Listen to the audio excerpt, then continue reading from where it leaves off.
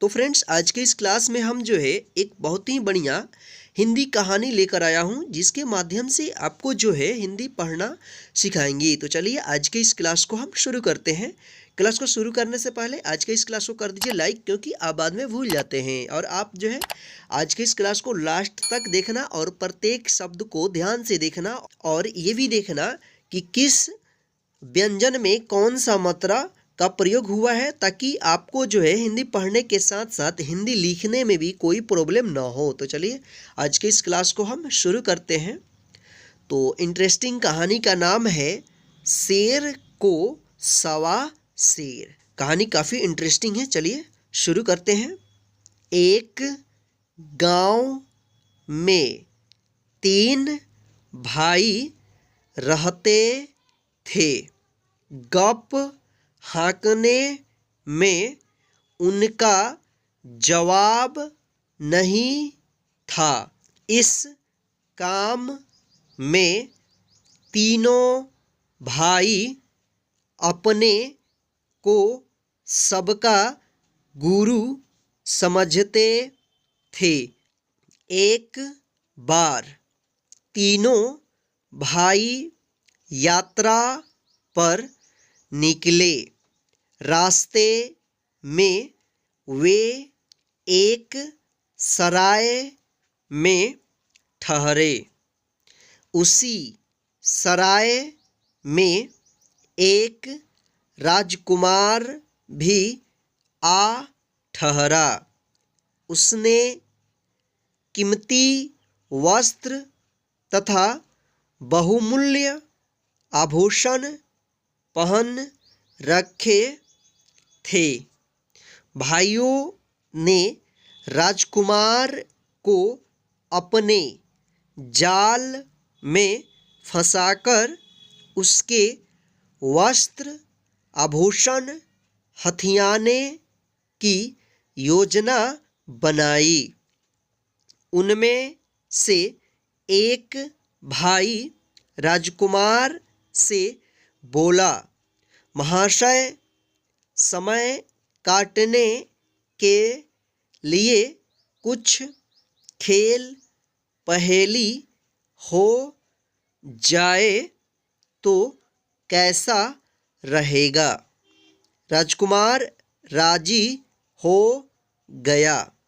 दूसरे भाई ने सुझाया, ऐसा करते हैं कि हम बारी बारी से गप्पे हाँकते हैं। किसी की गप पर दूसरा कोई विश्वास न करे तो विश्वास न करने वाला हारा माना जाए।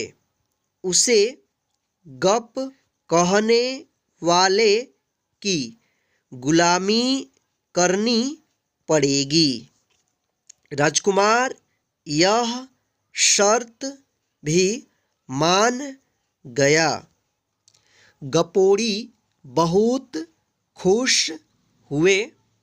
उन्हें पूरा विश्वास था कि वे ऐसी बेतुकी गप मारेंगे कि राजकुमार को विश्वास न करने पर मजबूर करेंगे।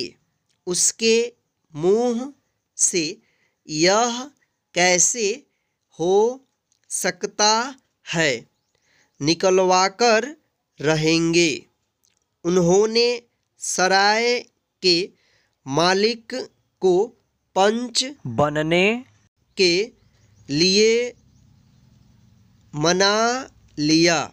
मुकाबला शुरू हुआ। पहले भाई ने गप मारी, बचपन में हम लुका छिपी खेल रहे थे। मैं छिपने के लिए एक ताड़ के पेड़ पर चढ़ गया। वह ताड़ का पेड़ कम से कम 100 मील ऊंचा था। मैं दौड़कर उसकी चोटी के पत्तों के बीच छिपकर बैठ गया। मुझे वहीं नींद आ गई। जब आँख खुली तो देखा कि पेड़ इस बीच 50 मील और उग चुका था। नीचे उतरने की हिम्मत नहीं हुई। मैं सोच ही रहा था कि पास से एक बादल का टुकड़ा गुजरा। मैं उसी में घुस गया।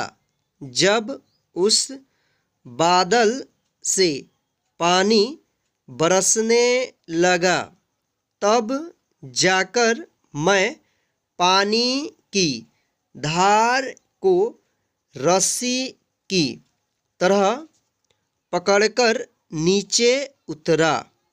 राजकुमार केवल मुस्कुराया। पहला भाई निराश हो गया। उसे पूरा यकीन था कि राजकुमार विश्वास नहीं करेगा। दूसरा गपोड़ी भाई बोला, एक बार मेरी गेंद एक झाड़ी में जा गिरी। मैं अपनी गेंद ढूंढने झाड़ियों में घुसा, लेकिन मुझे अपनी गेंद कहीं नजर नहीं आई। एक चूहे का बिल मुझे दिखा। मैं उसके भीतर चला गया तो क्या देखता हूँ कि वहाँ सैकड़ों हाथी बंधे पड़े हैं। उस बिल में रहने वाला चूहा हाथी चोर था। मैंने उन हाथियों को मुक्त कराने का फैसला कर लिया और तो कोई तरीका नहीं था सिवा हाथियों को पकड़कर अपनी जेबों में भरने के। सारे हाथी जेबों में आ गए तो मैं बाहर की ओर भागा। तभी हाथी चोर चूहे ने मुझे देख लिया।